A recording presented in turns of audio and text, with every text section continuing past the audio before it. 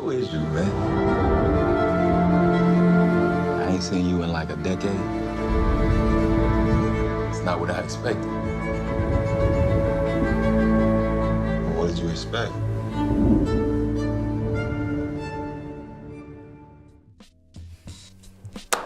Well, I'm excited about this. Like I said, this is my favorite film of the year. So let me tell you guys a little bit of what Moonlight is about. Moonlight is the tale of a young gay black boy, and the film is divided into 3 parts: when he was a kid, when he was a teenager, and when he was an adult. And the film just basically tracks his life throughout those 3 points in his life, from he was a young boy to the man he goes on to become. One of my favorite aspects of the film was the visuals. Barry Jenkins definitely took a lot of inspirations from Carway Wong and Spike Lee. By the way, if I mispronounced the name, my apologies, I'm Mexican, I have an accent already, so Carway Wong, correct me if I said it wrong. Anyway, like I was saying, he took a lot of cues from the style of Carway Wong and Spike Lee. The way he dealt with the colors was very reminiscent of the work of Spike Lee, like Crooklyn and Do the Right Thing. Yeah. And the way the angles and the way he told the actors to communicate through eyes and through looks was very reminiscent of Carway Wong. For example, the film In the Mood for Love is basically about 2 people that can't have each other.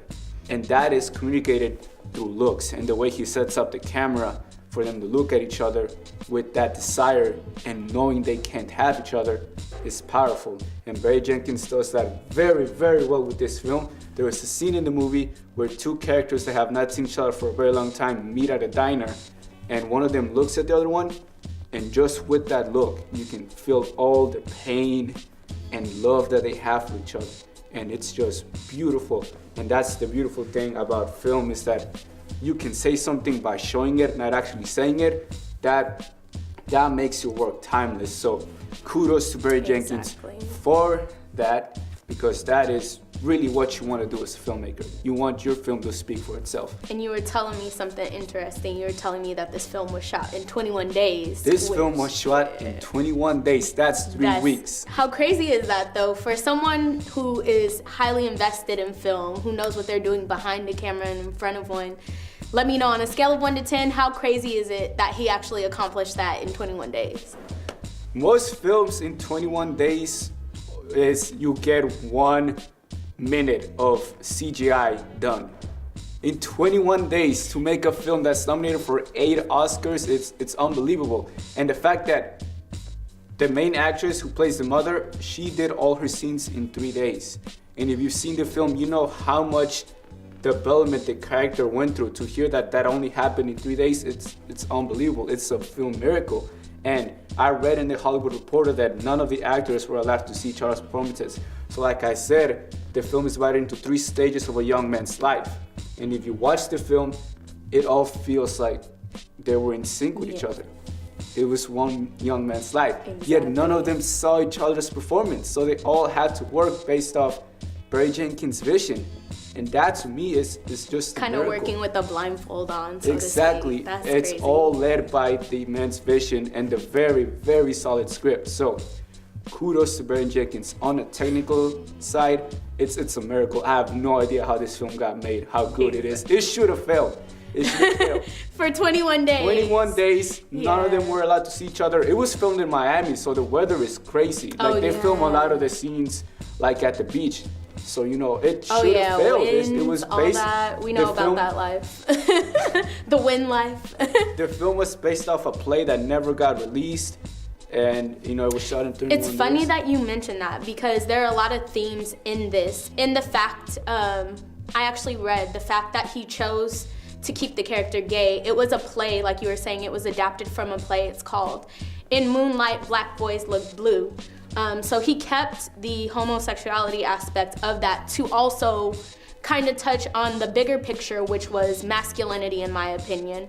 That was the theme and the message that I got from it. So as a man, how do you feel connected to this story? There were points in the film that hit home, because at the end, I think the message of the film was that how we raised our boys makes them into the man they will be. So the way the young man was raised throughout the film eventually led to the man he became. there is a scene towards the end where he has an interaction with one of the people he hasn't seen before, like I said before. He hasn't seen him in a long time, and he tells the young man who goes by Black by the end of the film, he tells Black, this isn't what I was expecting, and Black replies, well, what did you expect? And he doesn't say anything, he just stays quiet, because that is exactly who he was going to become. Because the way all the horrible things he saw as a young man were never ever acknowledged.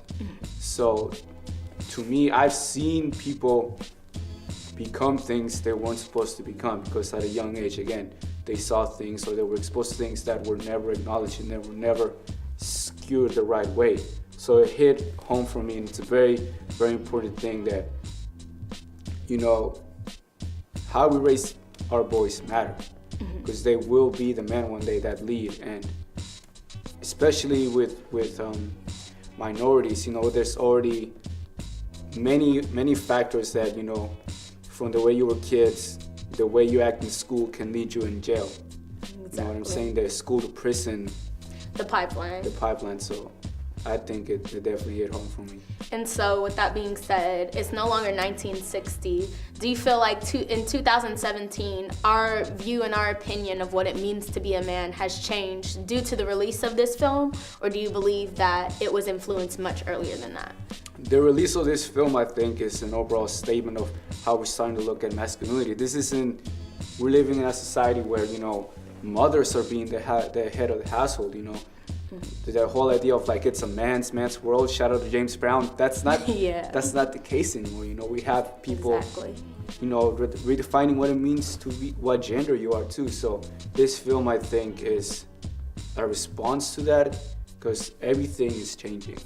And the fact that this story got told, I feel is a step in the right direction. This film not only opened the door, it kicked down the door into what we can start to say, how we can start to view each other, and even as the conversation started about what it means to be a man anymore.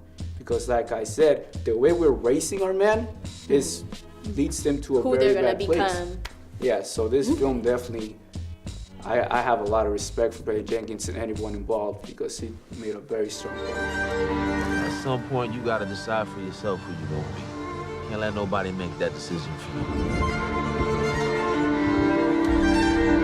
Like Ethan said back at the Digital Gym, it is with the tools that he's given at his center, it's time for us to start telling our stories. So a story like this, I feel, definitely opens the door to more stories being told, for us to not only make, let's say it's a black film, it has to be about the hood, or a Latino film, it has to be about immigrants. We're starting to tell human stories. That this is, you know, it is a story about a black boy, but at the end of it all, it is a story about... It's universal. Universal, about how masculinity is really toxic, and the way we're being raised in this man's world will lead to that. And in that aspect, it's inspiring, because we starting to tell stories that have never really been told before. Exactly. And it's also just, from my perspective of a male and all, it's inspiring to see others starting to tackle this subject that I've been battling with my whole life in such a powerful, beautiful way. And I'm like, oh snap, other people felt this too. And this is how they felt, how they dealt with it. That's very inspiring. I'm not gonna cry. Awesome, Benji. Remember the last time I saw you?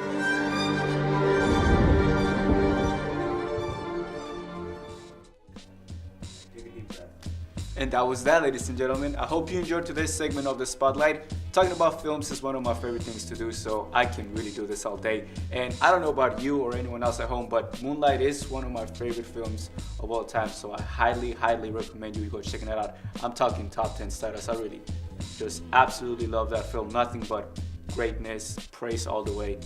Please check it out. And be sure to check out the Digital Gym as well. And as always, stay righteous, San Diego.